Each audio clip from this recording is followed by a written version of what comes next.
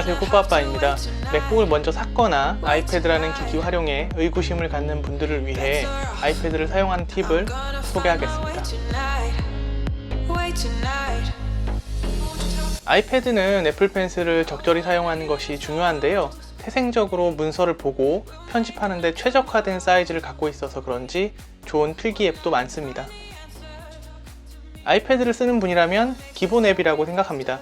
저는 다이어리나 생각을 정리하는 데 사용하고 있습니다. 제 활용법을 소개하면 최근 근현대사 정리를 하고 있는데요. 형광펜으로 강조하기도 하고 차트를 넣고 확대해서 보기도 합니다. 과거에 건조하게 문자만 넣었다면 굿노트에서는 사진을 넣는 것이 편해서 유용하게 사용하고 있습니다. 복사 붙여넣기로 그림자 분신술도 됩니다. 음성으로 한자나 영어 변환도 수월한데요. 예를 들면 네이션 스테이트, 메이지 이신,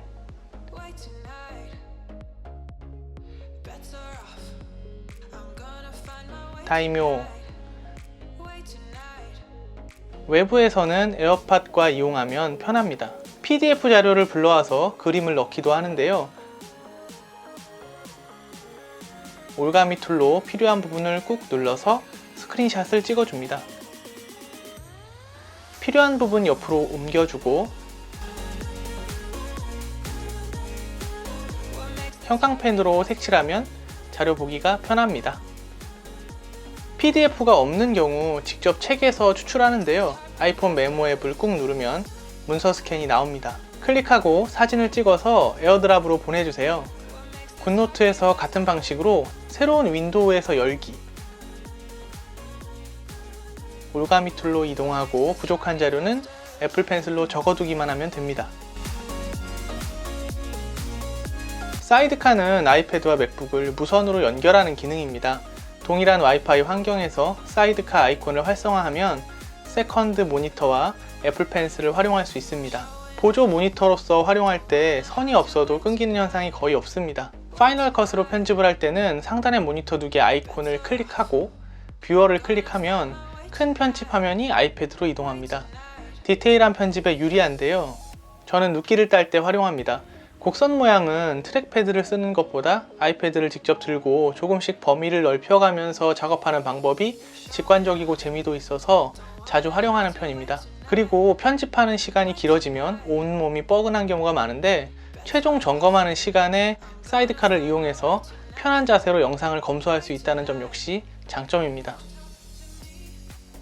여전히 종이책이 좋지만 단위 면적당 담을 수 있는 정보량을 생각하면 아이패드와 비교할 수 없는 수준인데요.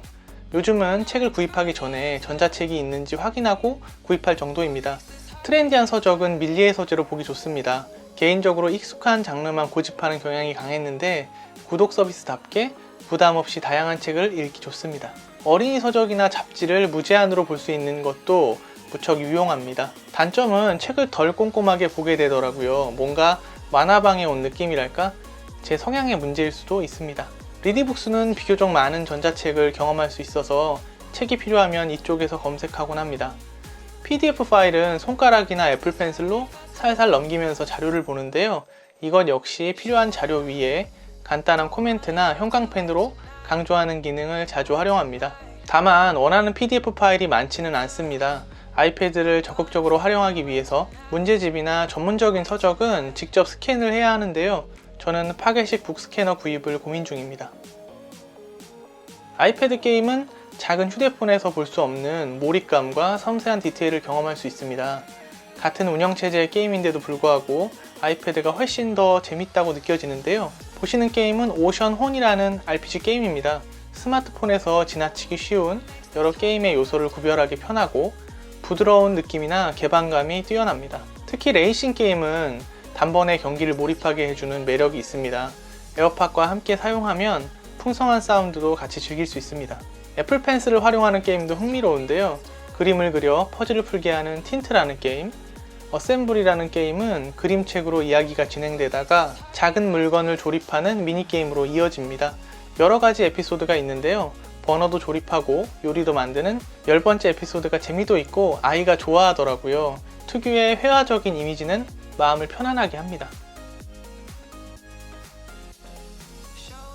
맥북 15인치를 사용하면 가방을 들고 다니기도 불편하지만 책상이 아닌 장소에 긴 시간 작업하기 곤란합니다. 발열 때문에 무릎 위에 올려놓기 어렵다 보니 고정된 책상에서 주로 사용하는데요.